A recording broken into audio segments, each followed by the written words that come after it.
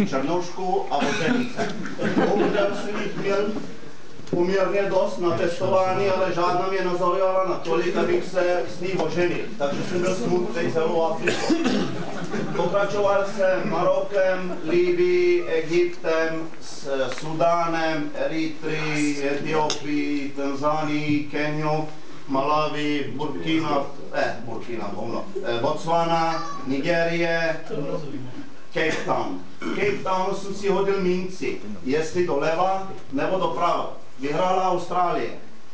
Protože jsem byl zase chudej, tak jsem motorku mohl poslat do Austrálie, na to jsem měl. Měl jsem ji na zpáteční letenku, ale půl roku jsem vydělával, abych si vydělal na cestu na pokračování. Takže jsem se vrátil do Evropy a našel jsem si tam Marok. No, k té Africe, když se vrátím, je to jeden z kontinentů, do dneska mě zůstal nejvíc v srdci kvůli lidem, kvůli avanturismu, kvůli silnicím, kvůli jídlu, kvůli hudbě, kvůli černoškám. Prostě Afrika je do dneska moje srdcařská záležitost, nejmilejší kontinent, co existuje. Dnes teda to můžu říct, protože jsem všechny kontinenty projel a určitě se mi takhle hodně lidí ptá, kam bude další trasa, tak definitivně Afrika, protože už zase nemám tolik času, jako bývalo, takže Afrika vzala mi ten nový kardán od žlátka, takže mi tam jeden Francouz namontoval, ale to jsem nechtěl říct. Každopádně Mauritánie hotovo Mali začalo 400 kiláků, já jsem nevěděl co. Teď v poušti s tím kardánem, že jo, šel jsem do první vesnice, tam se mě ujal Černoch, na koleně mě to opravil, chtěl za to $200, nakonec jsem mu smlouval na 100, všechny ložiska, kuličky byly rozemlety. Měl ten aparát svařicí, vesnica vypla elektriku. A teď si představte vy, co tomu rozumíte, já jsem ti to říkal. Cín mě dali místo kuliček a ono to fungovalo. Tak to fungovalo. Fungovalo, ne, teprve po 50 kilometrech. On se kolo netočil. On říkal, jed! Kurva, teď se netočil. Jel jsem, začal se točit, kouřilo se horkem, zastavil jsem, po 100 metrech odpočíval, ochlad to a jet zase. OK, jedu. Každopádně rozjelo se to, zaplatil jsem mu to. Ale 400 km do Bamaka byla sama roleta, byla to poušť, špatná cesta, já jsem nechtěl riskovat, aby se mi tam něco stalo, takže jsem na hranici šel na tržiště a smlouval o kamiony. To já umím, jako já umím být jako. No, každopádně usmlouval, vybral jsem si nejčistší kamion, protože všechny ostatní mi celníci varovali. A když jsem o celníci, vrátím se k tomu, dopovím pak dál. Mauritánie pro mě nejhorší lidi, zůstanou a jsou, byl jsem tam i podruhé, nic se nezměnilo, nevím proč, nepříjemný prachy na každém rohu, jsou to rasisti, nemají rádi ani Marokánci, ani Černoši, takže oni nikam nepatří, hnusný, proto $150 ta oprava, všude na světě by mi to udělali zadarmo a každopádně jenom platit. Můžu motorku zaparkovat tamhle, aby byla safe, jako bezpečná, kolik dáš? Nic, čuráku, a dál. Jo, takhle, takový ty otázky, sorry za tyhle sprostý slova, ale do dneska mě jde černý tlak, když se na ně vzpomenu. Každopádně přijdete do Mali, mister, studený pivo, pojďte, lehnete si tady, my to za vás přijdeme, prostě je jiný balzám, jsem říkal, tohle jsem čekal, toto je Afrika, protože už jsem z ní byl deprimovaný, jako kde je ta Afrika, o které se píše, mluví, kde je to pěkný. A ano, začne to od Mauritánie jižnějc. Každopádně, smlouval jsem o ty kamiony, vybral jsem si, ptal jsem se, všechno v pořádku s vaším kamionem. Jo, mister, ne. Přišel jiný, ne, jemu chcípa furt. Okay. Co to je zase za show? Tu jiný mu přijde třetí, jemu furt chcípa, lehne mu radiátor, nebo cokoliv. To je za show, po životě. Přijdu, vyberu si nejlepšího, říkám, chcípa něco? Ne, naposledy loni. Dobrý. Pánové, 400 km mi trvalo 3 dny. Seznámil jsem se se všema těma, co jsem odmítnul, protože nám to trvalo nějakou dobu, ale taky chcíplo. Radiátor, konkrétně. Hoši, oni vydávají motor v prostředku pouště. Ze vším si poradí, proto otázka na mě, Igore, co bys dělal, kdyby něco v té Africe? Nic. Čekal bych na první kamion, ano, měl bych třeba $100, abych mu dal, aby mě natáhli 5 chlapů motorku na kamion a do kabíny, a tak jsem právě udělal. A naopak, strach mám tady. Vystrali by se na mě u Humpolce, kdybych zostal stát a stopoval bych jako kosmonaut. Já z Rusie přijel, no jak tým. Vystrali by se na mě, ale tam zastaví každý povinně i hned a ptá se, co se stalo, pane? Klekla motorka, nevadí, počkáme na další kamion. 3-4 se sejdou, zvednou a jdeme dál. Proto já nemám strach z těch primitivních zemí. Každopádně klekl dneska radiátor, zítra převodovka, pak jsme předjeli toho, co říkal, že má nejlepší kamion, zamávali jsme dobrým, pak on se nám smál a tak dále. Takže Afrika je takový plán, furt se něco děje, furt je sranda. A v Bamako teda jsem přijel, po straně bylo ten kardan s tím celým žlátku jsem zavolal, protože telefon je snad jediný biznis v Africe, který funguje dokonale všude, v každé chýši. Takže jsem zavolal, poslal po Iréně tu a nějakého Francouza, bílýho, který, to je zase funguje tak, jsem je ujal, Francouz v Bamaku, a to je automaticky, jakmile bílej člověk žije v cizím Bamaku a ty jsi bílej nebo jsi cestovatel, automaticky se vás ujme. Stejně jak dělám já třeba v Praze, vidím 2 cestovatele, nějaká exotická značka, okamžitě, co hledáte, kam jdete, kde budete spát, mám garáž, můžete u mě, přespíte tohle, wow, jsou zděšený, protože proč? Říkám, taky, musím vracet prostě, mně se to stávalo furt, takže já dlužím strašně moc těm lidem a právě tak to je v těch, takže ujal jsem mi ten Francouz, naštěstí měl servis, opravil mi to a jel jsem prostě dál. Rastafariáni vlastně pochází z Etiopie, Regi, to je ten člověk, to hrál superstar, prostě, jo, tráva, dlouhé vlasy, rasta, takže chlasta mi pivo, já mu platil, on mi vyprávěl a on říkal, kolik mi je, já mu říkal v té době, já nevím, příklad 35, vypadáš starý. Kolik je tobě? A já mu 20, říkám, to není možný. Jak to je možný, jako tohle. A potom jsme přišli na to, že u nich je, u mě bylo 2003 třeba a u nich bylo 1997.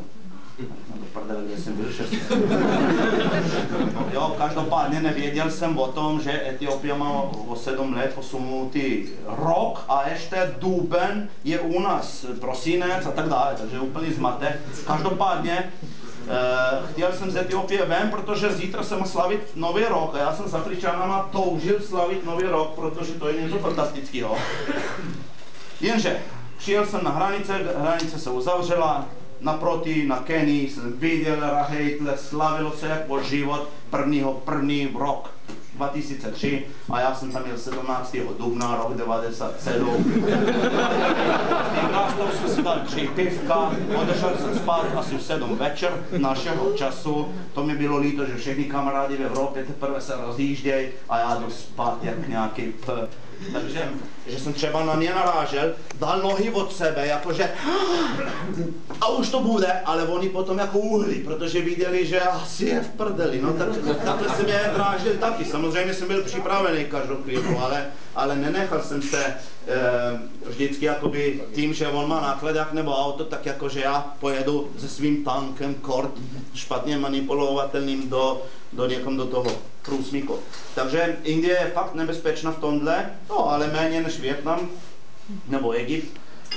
Každopádně velmi levná země, tam potřebujete zhruba 500 až 700 korun na den, včetně tankování. Hotely tam stojí, pokud spíte tak, jak Robinson jako já, za $3, $5, samozřejmě i za 100, ale jako cestovatel za $20 tam přežijete. Velmi levný jídlo a velmi velký rozdíly. Já jsem spal u lidí, kterým $5 na měsíc znamenalo hodně a taky majitelů farmaceutické továrny neměl být za 3 miliony. A proč to tak je? Protože ty Indové jsou nebudete mi věřit, ale taková skupina, jak je teďka jste vy, se Indové se berou kolem vás kdekoliv zaparkovat. Vlastně celou kolebku národu, různých mentalit, oblečených a to je zvláštní, no, že tak vzdálený zemi vlastně žijou tví bratři, kteří jsou stejně a stejně jim rozumíš. Třeba s nima se nerozumíš, ale obdobně se s nima zase rozumíš. A Tadžikistánci jsou horský lidi, skromní lidi, chudí lidi, tam nic nefunguje, žádná vláda, žádný sociální zabezpečení. Tam sociální zabezpečení řeší tak, že děti mladí makají na rodiče. Proto rodiče nebo, jo, mají tolik dětí, aby se postarali o starý. A tak to funguje generace. Jak je to z bezpečností tady? Absolutní, jako to, když je ani nenapadne, že by mohli. Ne. Ano, velké města, kriminál, berbež, klasika, rádia pumpujou, GPS by mi utrhli, vyrobovali by mě. Vesnice, nech tam helbu, nech tam $20 na test a ráno bude někdo stát a pane, já na to hlídám, nic se nestalo. Opravdu, to nemůžeš srovnat jako. To je stejné, jako když přijdeš v Čechách, Praha. Mě jedině kriminál, co se mi stal, kromě Kenie, bylo zrovna půl roku zpátky, mě v Žižkově moje motorka přislonena o můj krám, kde pracuji už 12 let, nebo jak dlouho, 19 vlastně, mě vyrobovali GPS z motorky. To první věc, druhá ještě, nemluvím o autorádiech, kde jsem se každý ráno z okna nejdřív podíval, jestli mám celý okna, ale ano, to je hlavní město prostě. Na vesnici, když přijdete, já mám a navíc, když mám tu Aljašku značku někdy, a potom mluvím česky, tak jsem jakoby zajímal, ty mě rozumíš, jasně vole, ty vole, chceš, abych mluvil valašským nebo hanáckým přízvukem jako. A ti lidi jsou nadšení, a jaký kriminál? Žádný. Ano, v Praze na Žižkově, tam bude, a na Smíchově, ale tak to je stejné v tom. Mongolsko je velká říše, to je země velmi náročná na projekt. Já jsem projel ve 2 osobách a to on mě potvrdí, nebo tvoji kamarádi tam byli, to se jede 1800 km z hraničního přechodu, kde končí asfalt, do Ulaanbaatáru. To není cesta, to jsou koleje traktorové a můžete si vybrat, jestli pojedete doleva nebo doprava. Všichni jedou do Ulaanbaatáru. Ano, to je pravda. Jenom jeden jede skrz levou stranu tyto hory, druhý pravou stranu tyto hory. Takže se sejdou dříve nebo později.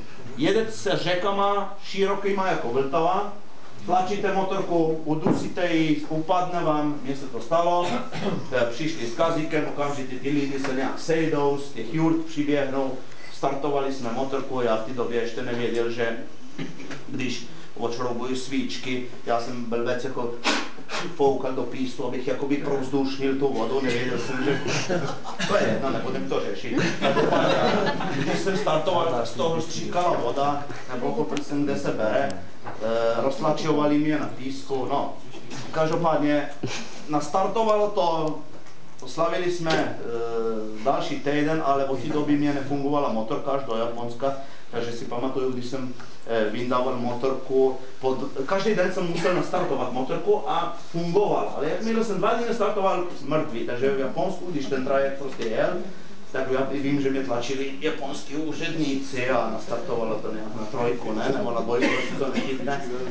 Takže Mongolsko. Většina českých motorkářů tu zemi strašně chválí. Já nevím proč, možná proto, že pro ně je tak exotická, tak jiná, tak náročná, což je, ale já po Africe, co jsem zažil, po ostatních státech, mně to připadalo tak jako by o ničem. Ano, první týden, možná super, potom to bylo jenom trápení. 200 km za den po skurvených, debilních, no roads, žádné silnice, koleje ve 2 osobách. Ona furt narážela do mě, do kufru, furt nějaký problémy, do toho menstruace. Krámer, přísahám na své děti, 10 dní jsem nejedl nic jiného než tyčinky čokoládové, mysli. No, ano, nějaký ty. Energetický tyčinky.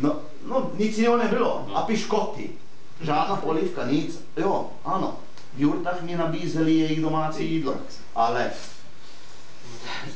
jsem milovníkem jehničího, znáš, jak to je u nás pod silnice, to není lepšího, jenže každý den od Turecka až do Mongolska jehničí. Takhle ho máš, lenka, blila, každý den, takže jiný než rajče to nehrozilo, já jsem jakž tak se snažil, ale v Mongolsku už jsem nemohl cítit, protože potíte se jehničím, voda smrdí jehničím, benzín smrdí jehničím, vzduch smrdí jehničím, nemám na blity. Takže jehničí, já jsem se stěžoval v jurte, Bůh mi nedovolí, promiňte, mám tady 365 tyčinku Snickers. Takže jsem si ji dal, abych necítil hlady. Ale, takže tohle jídlo, katastrofa pro mě Mongolsko, silnica. Užíváte offroad, super, týden je to zábavný, 14. den se modlíte k asfaltu. Lidi neumějí rusky, jak se vyprávět, aspoň tedy já jsem nepotkal nikoho, kdo uměl rusky, takže se bavíte tak, ještě hůř s Mongolama, ne, vlastně jako s Mongolama, ještě hůř s Afričanama, Afričan aspoň se snaží a tohle je temperamentní, prostě ta komunikace jde sama od sebe. U Mongolů, oni jsou uzavřený, a oni stojí, já stojím.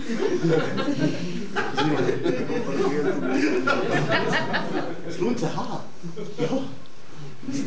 Igore, takhle prostě, sorry. Je důvod to jehničí, že jsi se stal vegetariánem? Ne. Každopádně, no. Musel jsem objednat tu otahovku, Při těch servisech, co bylo kolem, jsem musel zavolat otahovku, naložit na otahovku a s nějakým mamutem, který jsem nevěděl, kam jdeme, jsme se vezli. $600 mi to stálo. Než jsem přijel do nějakého servisu, kde oznámil,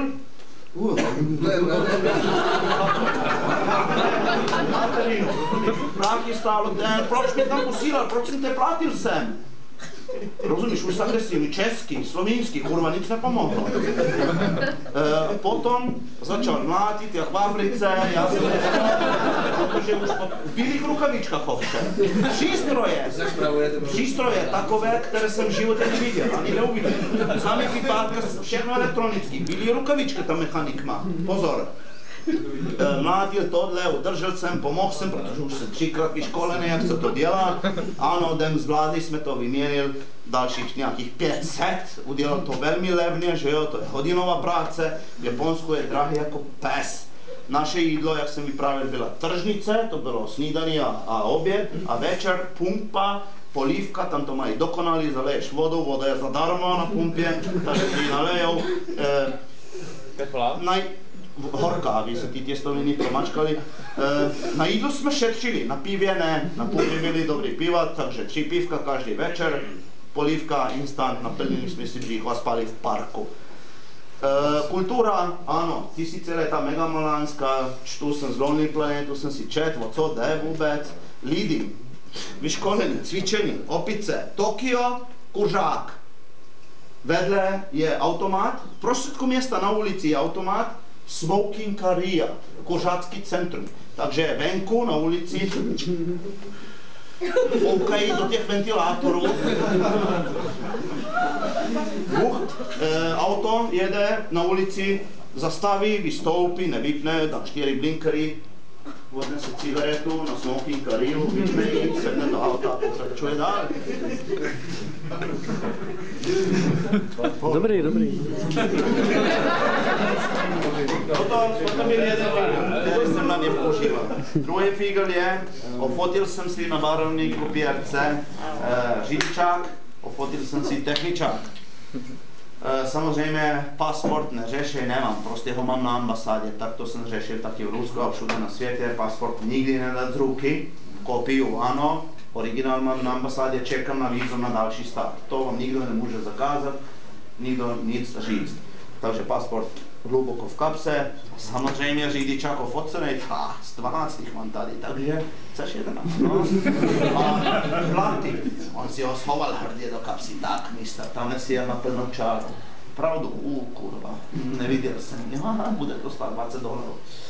Bude, ok, 30 klidně, ale signor, no tengo dinero, la bancomato.